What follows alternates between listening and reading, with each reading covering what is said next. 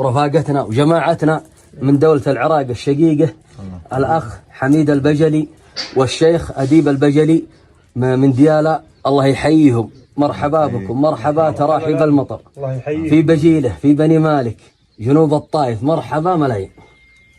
الله محييك. هاي ديار الأجداد، ديار الأجداد القدامى.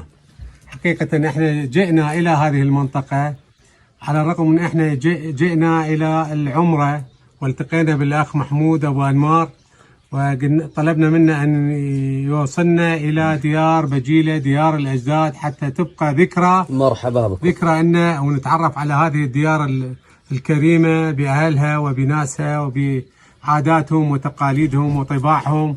فاحنا جينا هنا وحلينا عليكم ضيوف. مرحبا، الله يحييكم جميعا. رائعة واسعة ذو نبات أخضر. الله يحييك.